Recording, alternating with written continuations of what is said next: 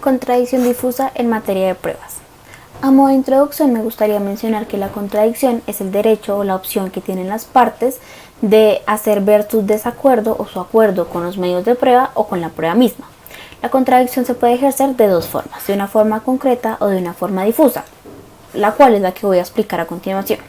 Valiéndome de las clases recibidas por el Dr. Jimmy Rojas y de la sentencia C-159 del 2007, donde este también da su concepto, me permito decir que la contradicción difusa es la contradicción que se puede hacer durante todo el ítem probatorio o en cualquier momento del camino de la prueba. Lo característico de este tipo de contradicción es que se suele confundir con algunos actos procesales y por eso es que se llama difusa.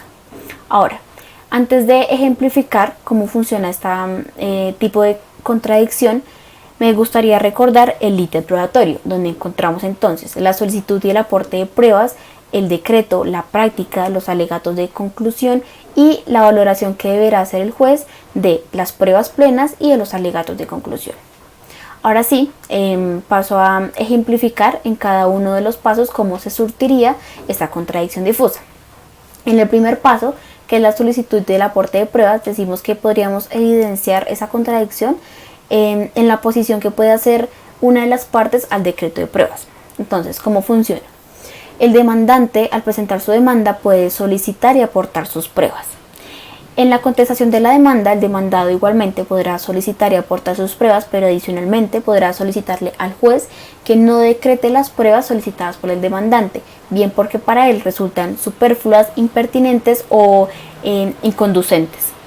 Esa misma opción pues la va a tener el demandante y es también que podrá solicitarle al juez que no decrete las pruebas solicitadas por el demandado porque son superfluas, inconducentes o impertinentes.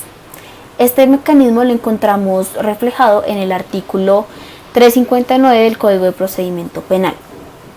Ahora, en cuanto al segundo paso del ítem probatorio, que es el decreto de pruebas. Como bien sabemos, las pruebas se decretan o se niegan por medio de un auto. Entonces, el auto que aprueba pruebas o decreta pruebas de oficio no tiene recurso alguno. Sin embargo, el auto que niega pruebas sí tiene recurso. Entonces, cuando alguna de las partes decide interponer un recurso contra ese auto que niega las pruebas, se dice que se está ejerciendo ese derecho de contradicción. Ahora, en cuanto al siguiente paso del ítem probatorio, que es en la práctica de pruebas, decimos que en particular en este paso, lo general es que se surta una contradicción concreta. Sin embargo, no significa que no se pueda producir una contradicción difusa. Y lo podríamos ver con el ejemplo de cuando se recusa a un perito porque se dice que tiene una íntima amistad con alguna de las partes del proceso causal, la cual está expresada en el artículo 235 del Código de Procedimiento Civil.